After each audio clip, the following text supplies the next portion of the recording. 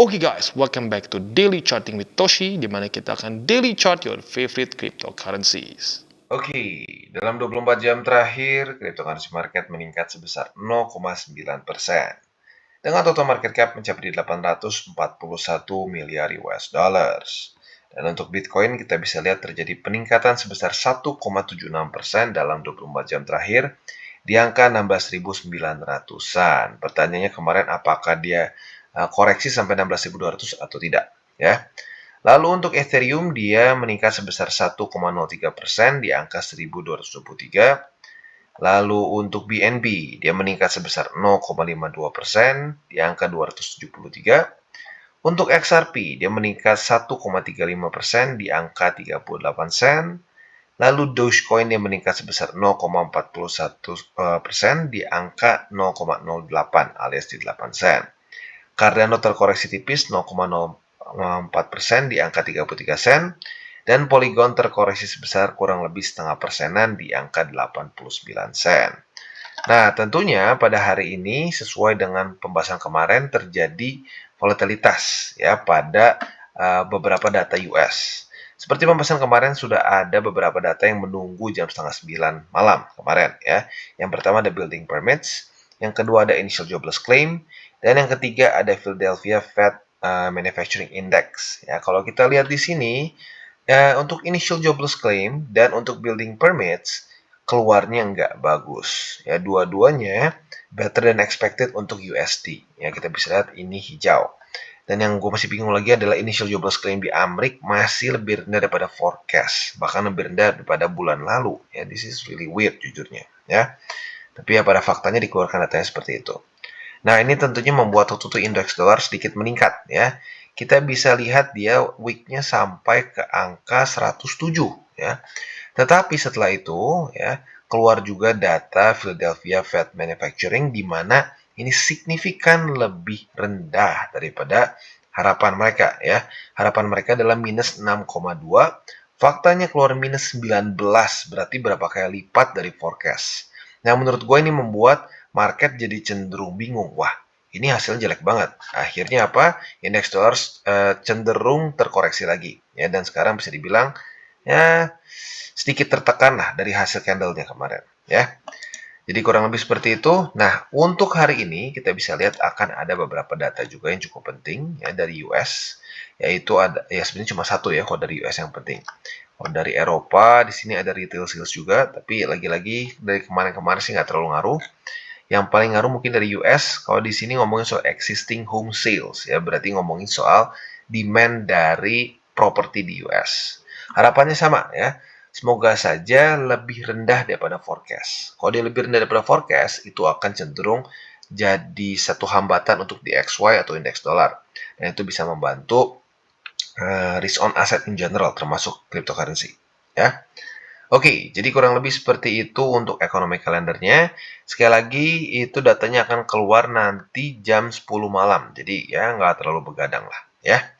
Oke, selanjutnya kita akan masuk ke news. Dan newsnya adalah Voyager. Ya, kita tahu bahwa Voyager adalah salah satu crypto lender yang bangkrut kemarin. Ya.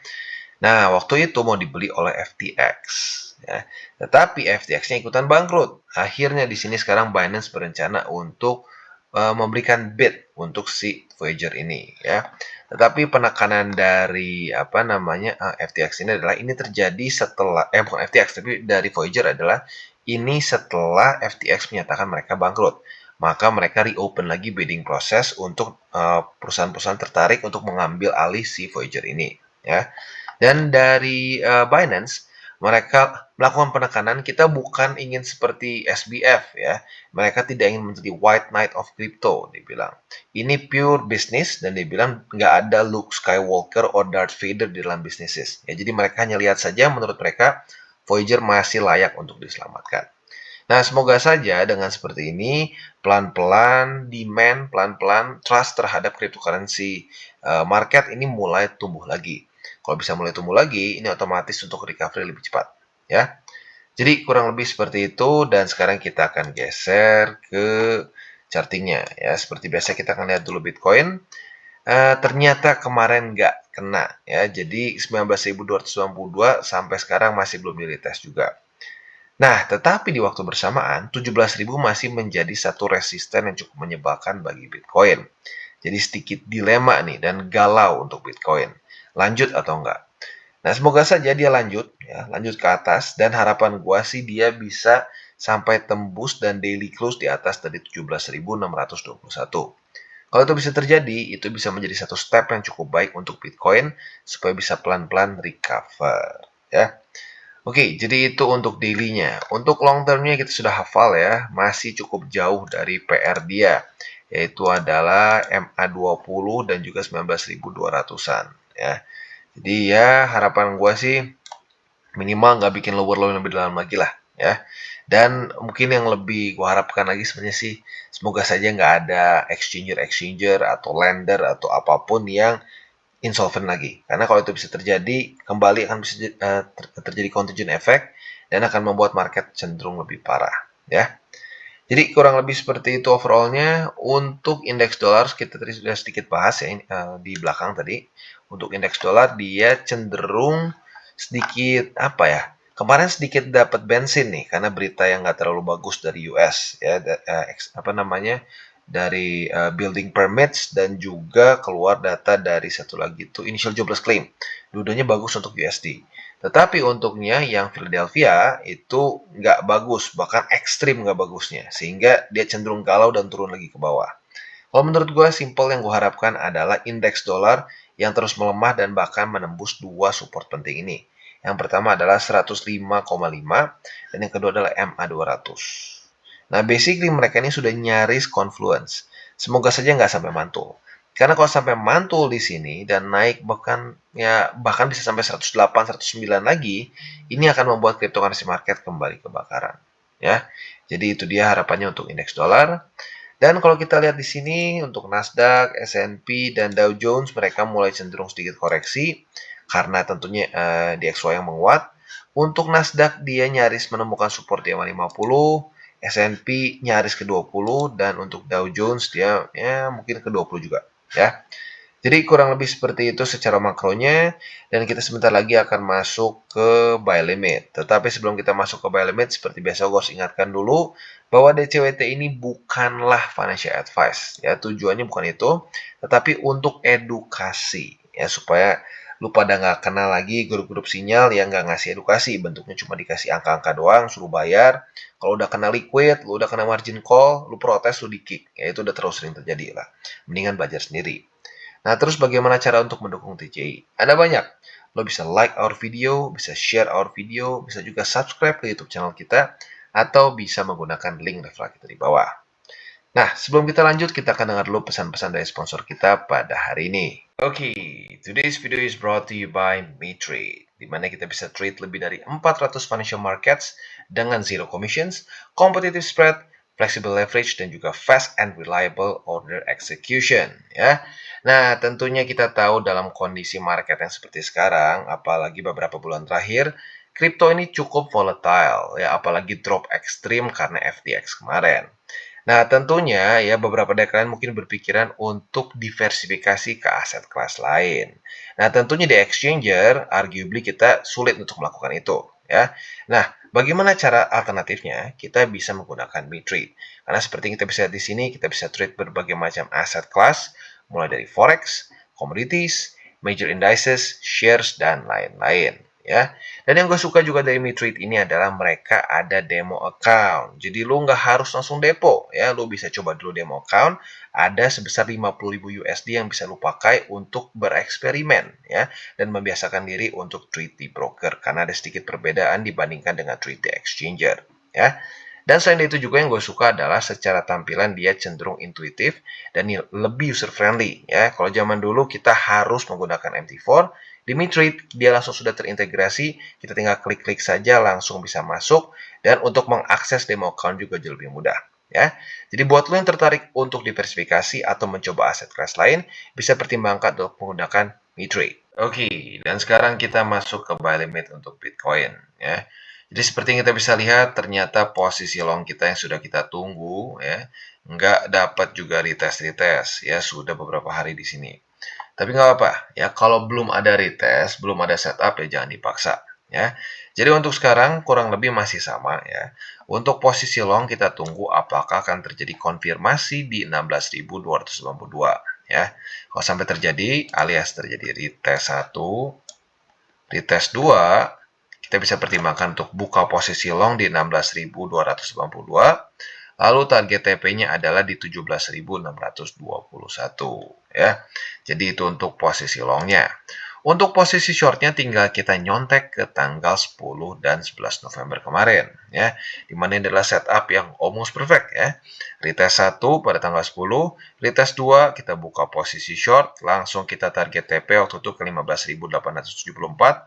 Untungnya kena wick di sini dan malah sekarang membentuk satu struktur baru di 16.282 ya. Nah, jadi untuk sekarang posisi shortnya ini ada pilihan untuk TP ya.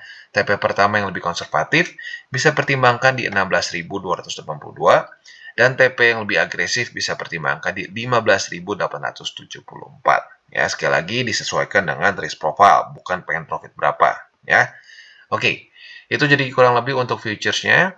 Untuk posisi spotnya sama dengan ya kurang lebih sama dengan posisi long. Cuma perbedaannya ada dua lah ya. Buy limit pertama secara spot di 16.292 dan buy limit kedua kita di spotnya adalah 15.874. Oke. Dan sebelum kita lanjut, gue ingatkan untuk posisi spot ini bukan untuk jangka pendek ya. Jadi kalian berpikirnya harus seperti averaging nabung jangka panjang. Jangan berpikir bulanan ya, berpikir tahunan ya. Jadi kurang lebih seperti itu. Jadi kasarnya gini lah, untuk spot ini kita tuainya nanti saat sudah bull market lagi ya. Jadi kurang lebih seperti itu untuk Bitcoin. Oke, dan sekarang kita ke Phantom. Untuk Phantom kita bisa lihat sudah terjadi retest pertama pada tanggal 17 November alias kemarin ya. Nah, buat lo yang masih bingung setup posisi long seperti apa, lo bisa nyontek ke tanggal 9, 10 atau bisa juga nyontek ke tanggal 13 dan 14 kemarin. Intinya kita bisa lihat retest pertama. Hari ini apabila terjadi retest kedua, kita bisa pertimbangkan untuk buka posisi long. Nah, sekali lagi, gue tekankan nggak perlu lu lihat chart terus ya. Lu bisa aja sekarang pending order, karena kalau kena otomatis ini terjadi retest kedua ya. Jadi sekali lagi buat lu yang tertarik untuk buka posisi long, nggak perlu liatin terus si chartnya ya. Lu bisa langsung aja pasang pending order sekarang di angka 17 sen ya. Nah, untuk si posisi long ini target TP-nya sama dengan yang kemarin, yaitu di 19 sen di sini ya. Jadi buat lo yang tertarik, silakan bisa buka pending ordernya dan sekalian juga kalau mau dipasang target TP ke 19 sen juga boleh ya. Nah, untuk posisi shortnya kurang lebih kita sayangnya nggak ada contekan ya untuk 19 sen ya karena kemarin nggak terjadi. Jadi untuk yang posisi short adalah dia terjadi retest 1, retest 2, lalu kita buka posisi short. Target TP-nya adalah 17 sen. Jadi tempat kita buka posisi long adalah tempat kita untuk target posisi target TP posisi short ya. Jadi kurang lebih seperti itu untuk Phantom dan bisa dibilang secara price range masih sama seperti kemarin di antara 19 sen di sini dengan 17 sen di sini ya. Selama Bitcoin masih stuck di daerah sini ya sudah menurut gue sih Phantom akan ikut-ikut aja dan nggak akan terlalu berubah jauh juga secara price range.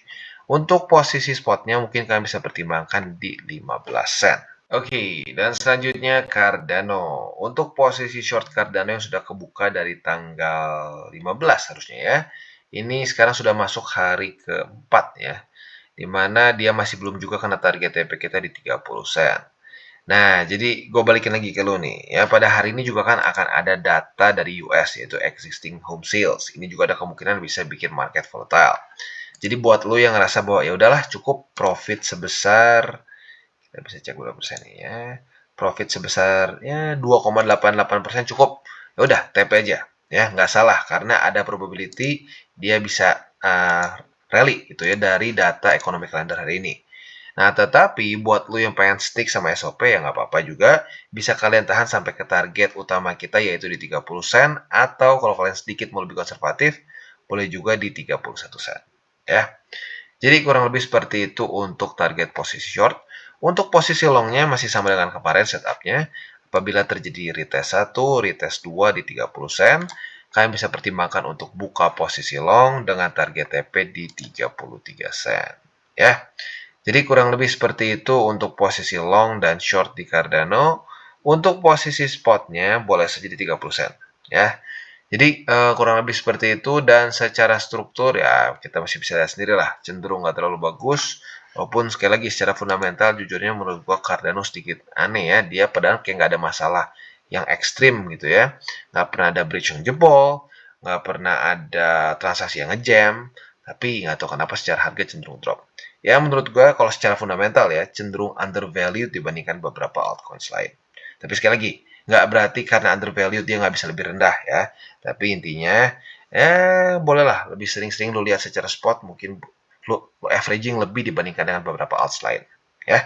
Oke, dan selanjutnya kita ke Matic. Untuk Matic, sayangnya posisi long kita kemarin di MA50 sudah jebol ya. Jadi buat lu yang sudah punya posisi long kemarin, kalau lu sama SOP-nya kayak gua ya, kalau lu SOP-nya margin ya di hold aja. Tapi kalau SOP-nya sama kayak gua, ya terpaksa harus cut loss ya. Nah, tetapi di waktu bersamaan ada sedikit dilema nih. Karena kalau kita lihat di sini, dia ternyata ke reject-nya atau mantulnya itu di 86 sen ya. Jadi ini sedikit unik nih ya buat lu yang kemarin mungkin ketinggalan DCWT ya. Dan baru lihat sekarang, ini sudah terjadi di retest pertama. Jadi kalau mau pending order di 86 sen sekarang sebenarnya boleh-boleh aja ya. Nah, setelah kalian dapat posisi long, andaikan ya dapat posisi long, target TP-nya kalau gue pribadi sarankan ya udahlah tipis-tipis aja di MA50. Karena walaupun kelihatan kayak tipis di sini, lumayan sebenarnya ya. Kalau kita cek di sini bisa profit sebesar kurang lebih 3,5%-an lah ya. Jadi buat lo yang tertarik bisa seperti itu setupnya. Dan untuk posisi shortnya masih sama seperti kemarin. Apabila ya terjadi retest 1, retest 2 di MA20, monggo bisa pertimbangkan untuk buka posisi short dengan target TP antara di MA50 yang cenderung masuknya lebih konservatif atau di 86 sen yang lebih masuknya ke agresif. Jadi kurang lebih seperti itu untuk Matic dan DCBT kita pada hari ini. Seperti biasa gue gak akan bosan untuk mengingatkan jangan over leverage dan jangan all in. Ya untuk spot kita harus berpikirnya jangka panjang, jangan berpikir cuma seminggu 2 minggu saja profit. Ya. Dan sekali lagi ya, uang panas itu bisa dibilang yang paling penting lah. Jangan sampai pakai uang panas. Karena mau lu beli di support paling kuat pun gitu ya, dan benar-benar mantul di situ, tapi kalau misalkan lu pakai uang panas ya, lu kadang-kadang logika lu suka nggak jalan gitu ya. Padahal baru week lu cut loss gitu ya. Atau kesannya dia baru naik sedikit, lu udah TP. Dan ujung-ujung lu malah revenge trading dan malah tambah boncos. Jadi sekali lagi, yang paling penting, yang paling utama sebelum lu TA dan lain-lain adalah pakai uang dingin. Oke, dan selanjutnya kita geser ke XRP. Untuk XRP kita bisa lihat ternyata kemarin dan hari ini sudah terjadi 2 kali lagi retest di 38 sen ya. Nah, buat kalian yang sudah punya posisi short sesuai dengan SOP kemarin dari tanggal 15 dan 16 ya. Retest pertama pada tanggal 15, retest kedua terjadi pada tanggal 16. Berarti sekarang dalam kondisi profit tapi tipis ya. Kalau kita cek hanya kondisi profit sebesar 1,61%-an ya. Nah, jadi gimana nih Bang? Mending di TP aja atau enggak ya? Karena kan nanti malam akan keluar data nih existing home. Takutnya volatilnya nggak sesuai harapan. Nah, gue balikin lagi ke lu. Kalau lu ngerasa bahwa, udahlah bang, cukuplah 1,61%, anggap aja gue scalping gitu ya. Karena takut ada volatilitas tambahan nanti malam. Boleh, monggo ya. Tetapi buat kalian yang pengen stick sama SOP, dan target di 33 sen atau di antara 33 sen ini bisa kalian tetap lanjutkan, itu juga boleh. Gue balikin lagi ke lo. Ya. Nah, tapi kalau gue pribadi sih, hold aja lah. Kita hold sampai kalau dia jebol. Kalau si strukturnya jebol, baru kita cut loss. Ya. Jadi kurang lebih seperti itu untuk update posisi short. Untuk posisi longnya tinggal kita balik lagi aja seperti kemarin pembahasannya ya. Kalau terjadi retest 1, retest 2 di sini, kalian bisa pertimbangkan untuk buka posisi long dengan target TP di 38 sen. Sebenarnya kalian bisa nyontek aja seperti di tanggal 9 dan 10 atau di 14 dan 13 kemarin. Retest 1, retest 2, target TP di sini. Ya. Jadi kurang lebih seperti itu untuk XRP. Secara spotnya kalian bisa pilih antara 33 sen atau 30 sen. Oke guys, jadi itu adalah akhir dari segmen DCWT kita pada hari ini. Dan jangan lupa bagi kalian yang merasakan manfaat dari segmen ini, jangan lupa untuk share ke teman-teman kalian. Dan apabila lu pengen mensupport channel kita, ya TCI, jangan lupa untuk menggunakan link referral kita di bawah. Nggak wajib, ya, tetapi apabila lu menggunakan link referral kita di bawah, ada macam-macam, ya, dari Bybit, Huobi, Maxi, toko kripto, dan banyak lagi, ya. Ya, walaupun nggak wajib, tapi kalau menggunakan link referral kita, lu secara langsung membantu perkembangan dari TCI. Dan satu lagi, jangan lupa juga untuk join Telegram group kita, di mana kita bisa ngobrol-ngobrol santai mengenai dunia cryptocurrency secara dua arah.